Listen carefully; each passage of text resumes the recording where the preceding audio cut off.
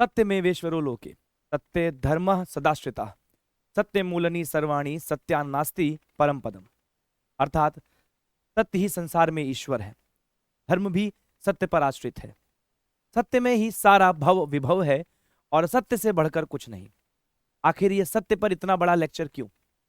आप भी यही सोच रहे होंगे कि सत्य पर आखिर ऐसा मैं क्या बोलने वाला हूं। दरअसल आज मैं बात करने वाला हूं एक ऐसे केस के बारे में जो इस बात पर सवाल उठाता है कि क्या हम ये जो सत्य पर इतनी बड़ी बड़ी गाथाएं लिखते हैं, ठीक है, सदा सत्य बोलो, ठीक है, सत्यमेव जयते, और जो भी श्लोक मैंने पढ़ा इसके बारे में, कि ये सिर्फ किताबों का ही ज्ञान है या वास्तविकता में इस पर हम अमल भी करते हैं? या हम इतने नास्तिक हो चुके हैं, इतने नास्तिक हो चुके हैं कि हम किसी भी चीज को मानने से ही इंकार कर देते हैं। दरअसल मैं बात कर रहा हूं अभी हाल ही में जो आपके जर्नलिस्ट थे जिनकी बहुत दुर्दांत रूप से हत्या कर दी गई बस्तर जिले में, जी मैं बात कर रहा हूं मुकेश की। ये वही है जिन्होंने एक कॉरपोरेटर, एक कॉन्ट्रैक्टर की पोल खोली कि रोड बनाने में कैसे उन्होंने घपला किया, कि जो कॉन्ट्रैक्ट 50 करोड़ का था आखिर वो कॉन्ट्रैक्ट बढ़कर बिना किसी रोड में सुधार किए 120 करोड़ का कैसे हो गया। इस पर जैसे ही खुलासा किया और उसके बाद उनकी दुर्दांत रूप से हत्या कर दी जाती।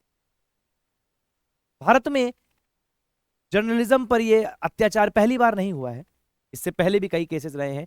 अगर हम मोटे मोटे तौर पर देखें तो आपको लिस्ट में 60-70 केसेस तो ऐसे ही मिल जाएंगे। बहुत सारे केसेस ऐसे भी रहे होंगे जो अनरिपोर्टेड रहे होंगे।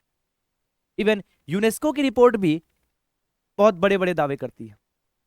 यूनेस्को की रिपोर्ट तो यह भी कहती है कि अकेले 2024 में ही 60 से ज्यादा मौतें पत्रकारों की हुई है। मैं उन पत्रकारों की बात नहीं करता कि जो फालतू की बात करते हैं, जो मीडिया का चौथा स्तंभ होने की बात तो करते हैं, दम भरते हैं, बट बकवास करते हैं अपनी मीडिया चैनल पर आते हुए, जो उन मुद्दों को दबाने की कोशिश करते हैं जिन मुद्दों को वास्तविक तौर पर मीडिया में आना चाहिए। खैर वो अलग चीज है। मैं इस बारे में बात नहीं करना चाहता कि सरकार इस पर क्या एक्शन ले रही है। मैं सिर्फ इस बारे में बात करना चाहता हूं कि क्या लोगों को काम करने के लिए भी अब डरने की जरूरत है? आखिर पत्रकारिता का काम था सत्य दिखाना, और उस व्यक्ति ने एक सत्य को ही तो सामने ला कर दिया। क्या यह हमारी जिम्मेदारी नहीं कि उस सत्य को जानने के बाद और उसकी हत्या होने के बाद हमें अपने आप से सवाल पूछना चाहिए कि क्या सत्य बोलना इतना कठिन है? इस देश में सत्य बोलना इतना खतरनाक हो सकता है कि आपके सत्य बोलने पर जान भी जा सकती है।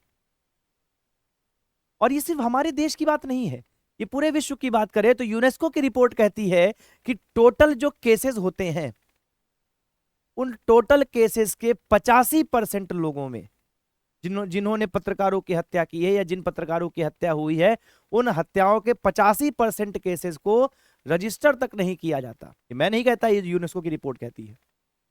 यूनेस्को की रिपोर्ट कहती है कि 85% अपराधी बिना किसी सजा के खुला घूम रहे हैं, उन पर कोई जो है केस नहीं हुआ, उन पर कोई कार्यवाही नहीं हुई क्योंकि उसके बारे में जानकारी ही नहीं थी। आप समझ सकते हैं कि भारत में जो इतने हम आदर्शों की बात करते हैं, उन आदर्शों पर चलना कितना मुश्किल है। कम से कम वो अपना काम कर रहा था, वो आपको सच्चाई दिखा रहा था, हमें सच्चाई दिखा रहा था, तो इस सच्चाई की उसे ये सजा मिली।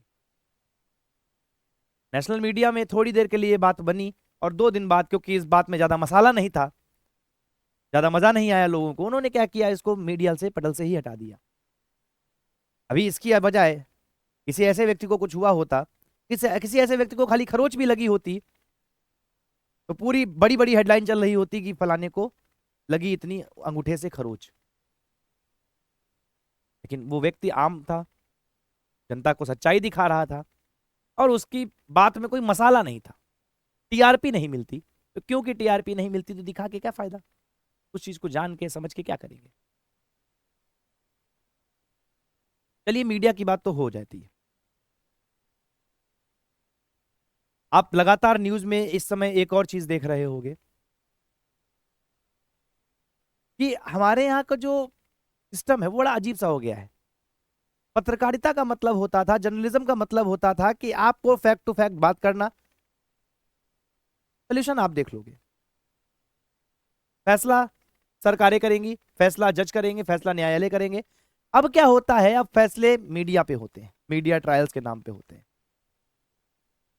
हम एसी कमरों में बैठकर, कुर्सियों पे बैठकर ये तय कर देते हैं कि कौन गुनहगार है, कौन गुनहगार नहीं है, और उसके लिए भी हम सिर्फ उन मुद्दों को चुनते हैं जहां पर हमें मसाला मिल सकता है, जहां पे हमें टीआरपी मिल सकती है। इस पे सवाल उठाने की बहुत सख्त जरूरत है, इस पे रोक लगाने की बहुत सख्त जरूरत है कि वास्तव में जो मीडिया का काम है, जो मीडिया का धर्म है, उसे भी निभाया जाए। हम सरकारों को तो टोक देते हैं कि सरकारें अपनी काम नहीं कर रही, हम न्यायालयों को तो टोक देते हैं कि न्यायालय अपना काम नहीं कर रहा, लेकिन मीडिया भी तो अपना काम नहीं कर रहा। आखिर ये जो राष्ट्रीय मीडिया चैनल हैं, इनसे बेहतर कार्य तो जो आपके बाकी चैनल्स हैं, यूट्यूब पर कुछ चैनल से वो कर रहे हैं, सबकी बात नहीं करता, कुछ चैनल वास्तव में कर रहे हैं। मीडिया का काम सरकार का साथ देना, ये मीडिया का काम सरकार के खिलाफ बोलना नहीं होता। ये जो कुछ राष्ट्रीय पत्रकार हैं जो सरकारों के खिलाफ जहर उगल रहे हैं, आपका काम सरकार के खिलाफ जहर उगलना नहीं है, आपका काम है लोगों को ये जानकारी देना कि क्या वास्तविकता है। मैं दसियों ऐसे पत्रकारों को देख रहा हूं इस समय राष्ट्रीय मीडिया चैनलों पर जो लोगों को गलत जानकारियां दे रहे हैं, जो फैक्ट्स को अपने ओपिनियन के साथ बता रहे हैं। भाई आपका काम ओपिनियन बताना नहीं, आपका काम फैक्ट बताना है। आप पत्रकार हैं, किसी के विरोधी नहीं, आप पत्रकार हैं, किसी के साथी नहीं। बस इसी बात के साथ मैं आज अपनी वाणी को विराम देता हूं। छोटा सा टॉपिक है, अच्छा लगे शेयर करिएगा, शेयर करने के साथ साथ इस पे लाइक कमेंट जरूर करिएगा, और चैनल को सब्सक्राइब करिएगा अगर आपको लगे कि हाँ इसमें कुछ दम है। Thank you, have a nice day, bye bye, good night.